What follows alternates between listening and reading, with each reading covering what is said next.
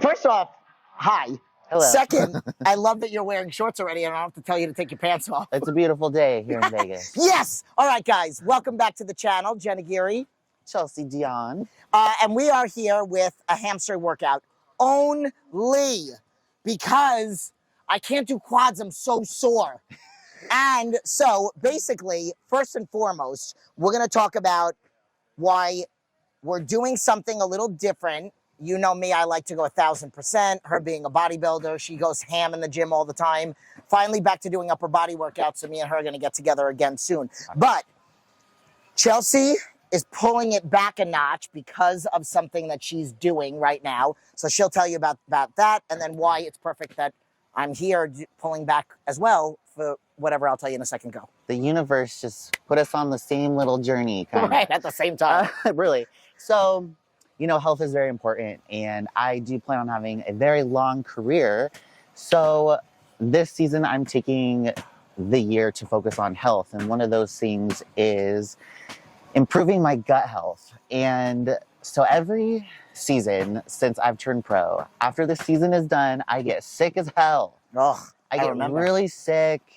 You know, thankfully it's always after the season. But right after the Olympia. Yes. And so with the HRT company that I'm with, we did a GI map, and turns out I have all these things that are causing all of these issues, like chronic fatigue. You know, I thought that was just, you know, normal, being tired all the time, being in prep. But once I was off of prep, I'm like, why am I still so tired?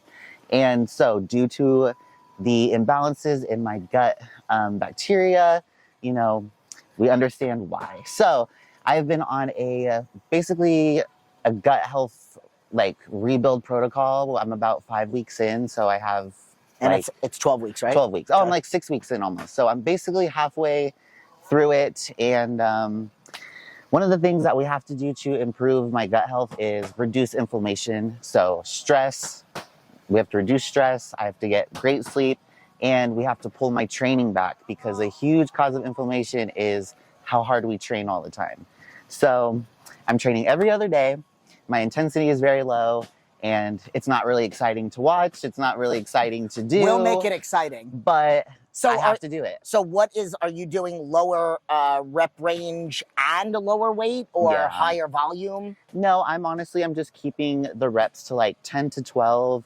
I'm keeping the weight relatively light, and I'm just focusing on the mind-muscle connection. And are you doing slower tempos? Yeah, I mean, I've always kind of trained slower tempo, but I'm just focusing on that mind-muscle connection. And if I feel like I'm pushing a little too hard, I stop. Okay.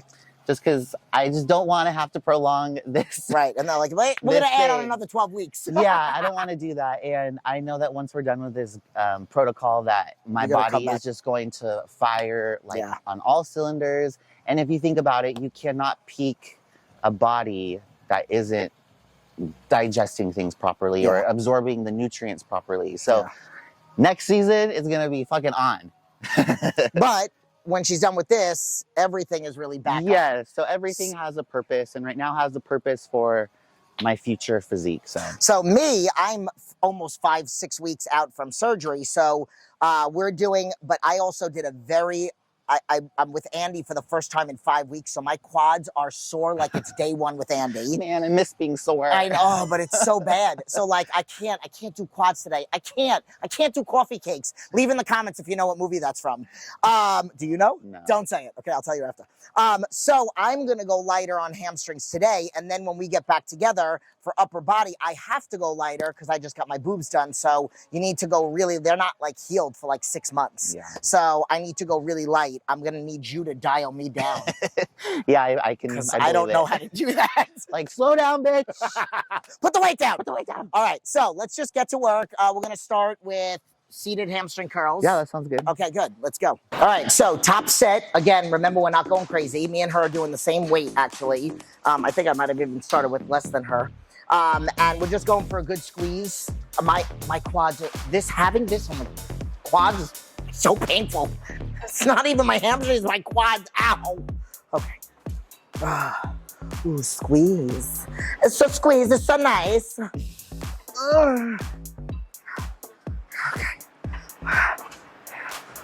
I don't know what number that is, but Nice big hamstring stretch. Boom, let the weights almost touch. Boom. I don't know what that is.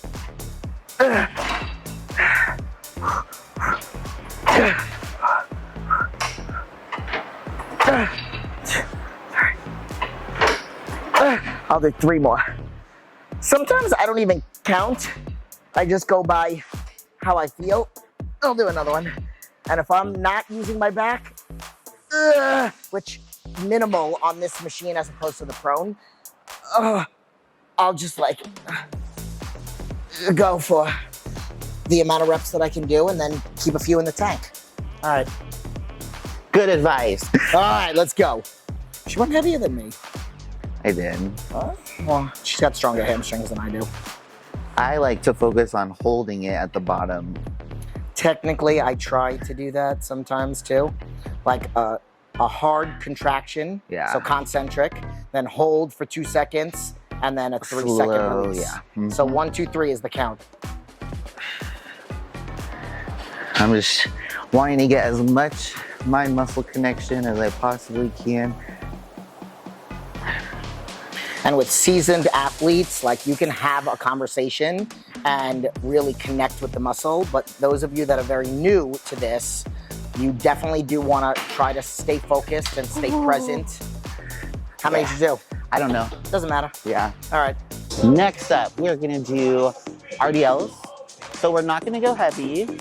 We're also both not going to use grips because I want to work on getting some juicy forearms, and she needs to not go heavy because of her TTs. So we're just going to keep it nice and light, focus on the stretch, focus on the contraction, and just, I don't know. Do the thing. Do a thing. Am I? Okay, chest up, shoulders back. Push the butt back, get a nice big stretch. Keep those hands close to the shins. So everybody's range of motion is different. You want to make sure that you stick your butt out and your chest out, shoulders down and back. Don't curl your back just to get down lower, because then you're not going to feel the stretch in the hamstrings. If you don't feel the stretch throughout almost the whole entire movement, then you're not doing it right. So clean up your form. Again, pinch those shoulder blades down and back. And then again, see how close she's keeping those dumbbells to her thighs and shins.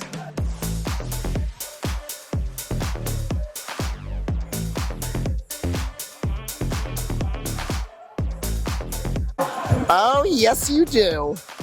God damn.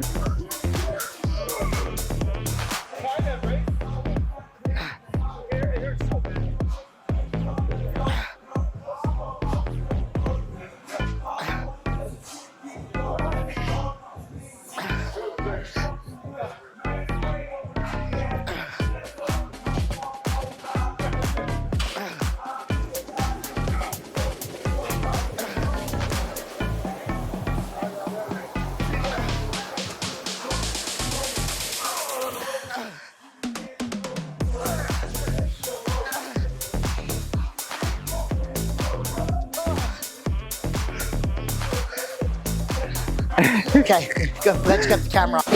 All right, so now, single leg hamstring curl. So since we just did RDLs, this one, when done properly, like I personally like this because she's bent over, you can kind of see. So they do have ones where you stand upright. I don't like that. I feel like my back kicks in a little bit. But notice, look at how beefy her hamstrings look. Notice how her butt's not coming out, or her back is not firing. So you lean over, and sometimes if I even at all start to feel it in my back, I'll lay even more on it. So instead of putting my elbows like hers are on, I will literally fully lay my chest on it. So we're just doing like 10 or 12. We're not going heavy. Our legs are kind of fried. And then we're gonna end with one last hamstring.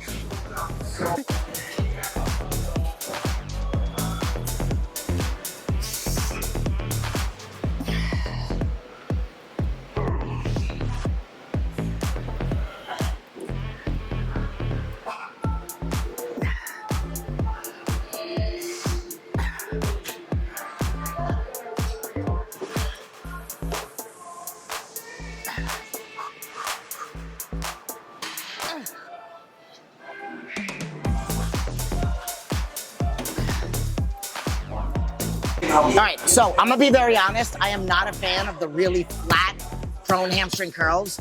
I like the ones that kind of are like this, again, for the same sole purpose of like the lower back. So I'm gonna show you, if you only have a gym at the machine, what you don't wanna do and what you do wanna do. If you want it to be all hamstrings and no lower back, you actually have to squeeze and push your hips into the bed and squeeze your glutes. So like, if you just let your glutes relax, like, see how my butt's kind of coming up a little bit? So then it's turning into like a lower back, so my erectors are firing and my hamstrings. But if I squeeze my hips and glutes down, my back isn't firing and it's all hamstrings, and it's making the exercise 10 times harder. So get your ego out and focus on just the hamstrings. Take the back out of the equation.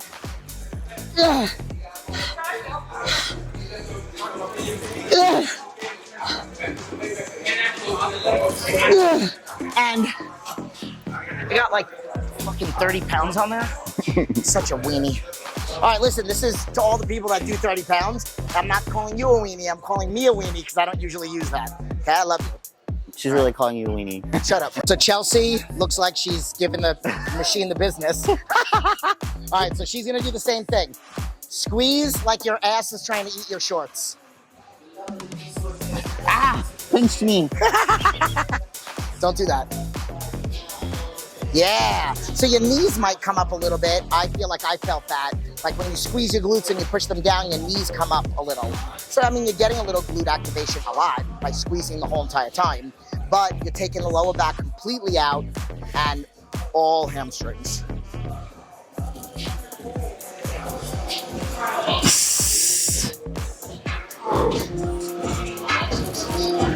Oh, it's hard, right? Yeah.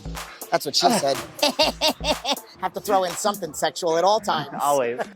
All right, guys, so we are done now. That wasn't anything crazy. I think I decided to kind of like make it more about cueing and talking through it. I'm pretty sure the camera's crooked, but it's okay. Oh, Move over a little bit. Oh, and it's going. Oh. All right, we got 10 seconds. Before it totally falls. So, how do you feel? Hot. Sweaty, but it was hot? good. It was good. We had a good mind-muscle connection. Didn't push too hard. Just focused on the muscle. Yeah, and then we actually already scheduled another upper body workout, so keep an eye out for that. We're gonna do back and shoulders in the next one. Leave your comments below. Let us know what you thought, if you liked some of the cues that we gave, and maybe what else you want to see after the back and shoulders. So, see you in the next video. Bye.